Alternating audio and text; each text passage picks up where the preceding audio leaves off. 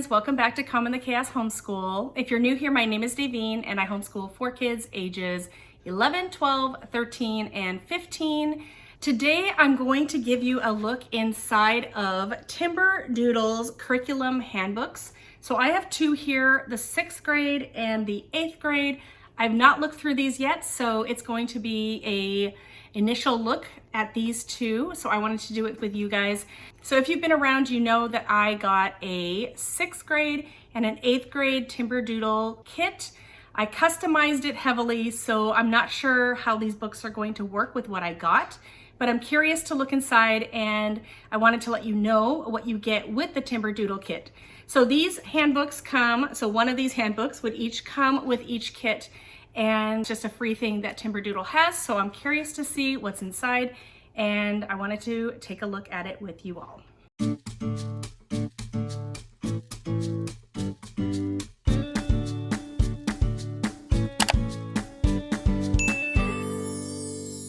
When you get the Timberdoodle kit, you are able to customize what you get inside the kit, and you get a free handbook like this, as well as the Timberdoodle scheduler.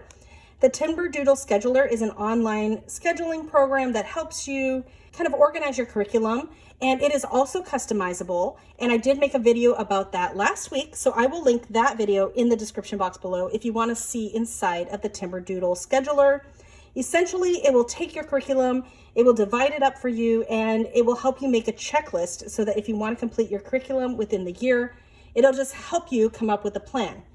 So I'm going to take a look at both of these. I'm going to start with the 6th grade Timberdoodle handbook. I'll probably be more thorough with this one, and then we'll take a look at the 8th grade one and see what's different in there.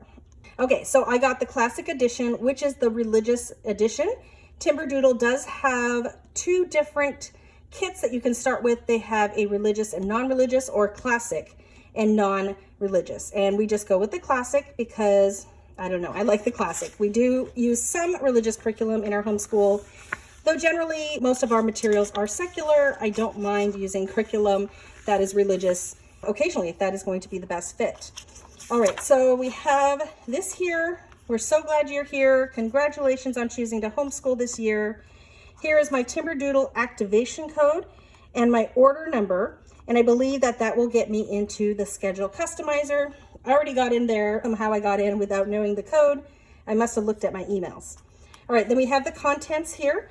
We have introductory matters, so meet your handbook, tips and tricks, why use a weekly checklist, meet your online schedule customizer, your sample annual planner, what is a lesson, sample weekly checklist, introducing the reading challenge, and ask your students. And then we have item by item introductions to all these curriculums, so we'll take a look at what curriculum they talk about. We have articles and resources here, so just it looks like some interesting articles to read. Item specific resources, so it looks like certain curriculum, they talk about that there. The reading challenge, so there's some sort of reading challenge that we'll take a look at, and then when you're done. So looks like a lot of great stuff in here. I'm interested in looking into all of this. So meet your handbook. So basically this is telling us what is in the table of contents. So here I see, don't panic, you didn't order too much stuff. Well, I don't know. I don't know if I agree with that statement. I would have to read this paragraph here. Let's see. We've yet to meet a homeschooler who doesn't have other irons in the fire. From homesteading or running a business to swimming lessons or doctor appointments, your weeks are not dull. As you unpack your box, you may be wondering how you'll fit it all in. We'll go in depth on schedule momentarily, but for now, know that most of the items in your kit feature short lessons, and not all of them should be done every day or even every week. Your checklist, aka the weekly to-do list, is going to make this incredibly manageable, really. Okay, so I agree with that statement somewhat. I think that it is admirable to try to finish everything you get in the kit in a year. I think that is great. I think you should try, but definitely adjust to your students. If it is overwhelming to your kids, it's okay to take longer than a year to complete some things. And it's true though. It does not mean you have to do everything every single day and even every single week. So we have some tips and tricks. So it gets better, find your pace, books first or not, a little every day or all at once, tips for newbies. What about the courses that you don't work on every week? So if you want to pause to read any of those, I'll let you do that.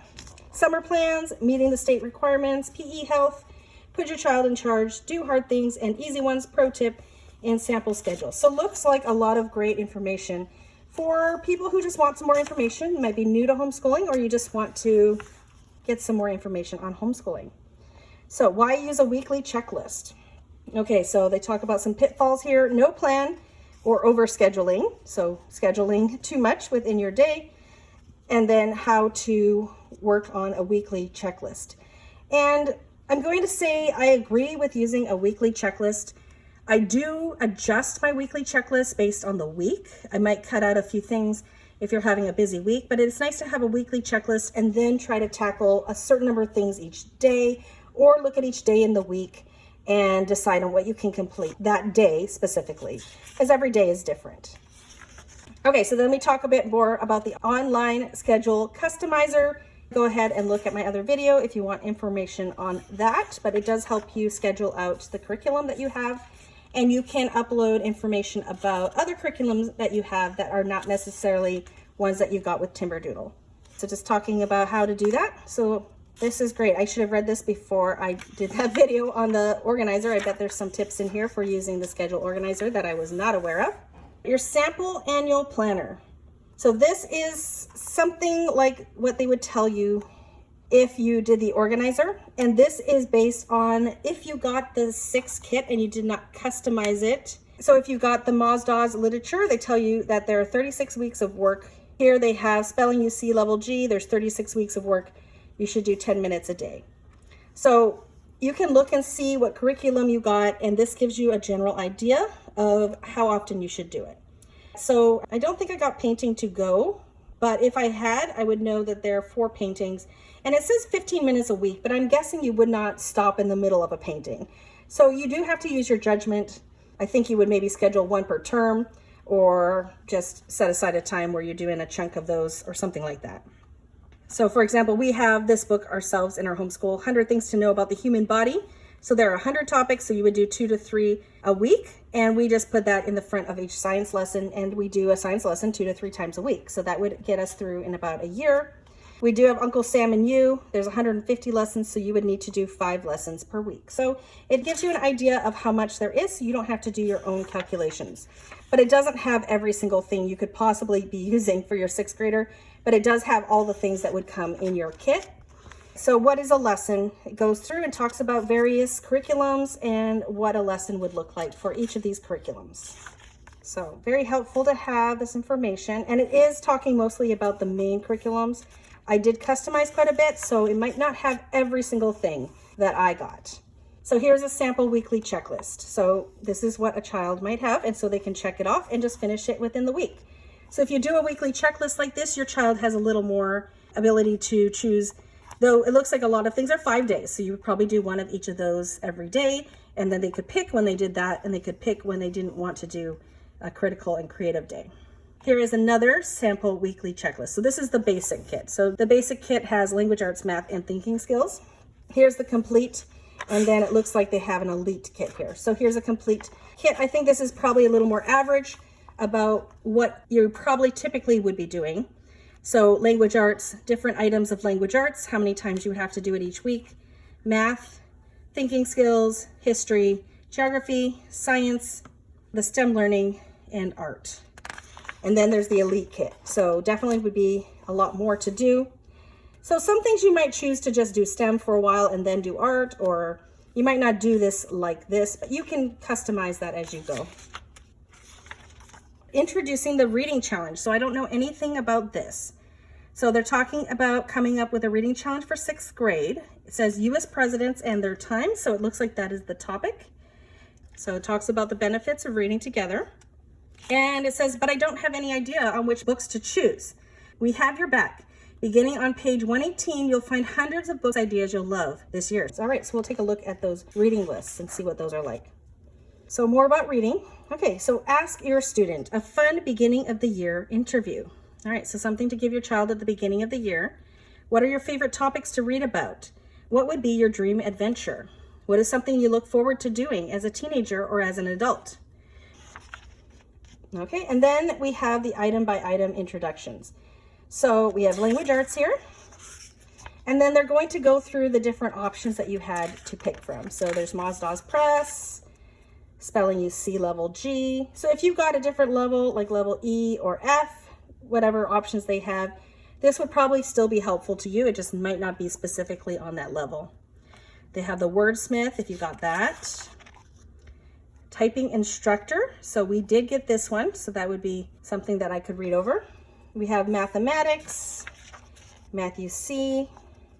Then we have thinking skills and the different things. So critical and creative, the grizzly gears, not it, camping chaos, the fallacy detective, histories and social studies, Uncle Sam and you, and stealing home, the search in a family secret, and geography.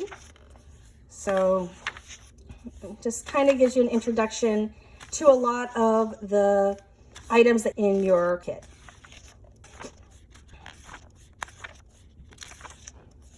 Okay, and then we have articles and resources.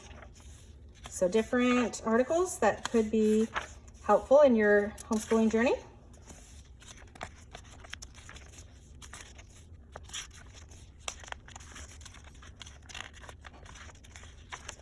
And then more item-specific resources. So just a few of these.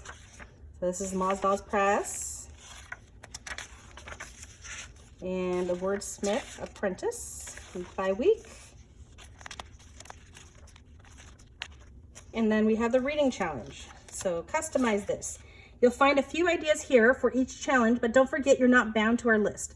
There are literally hundreds more options that may be even better for your family.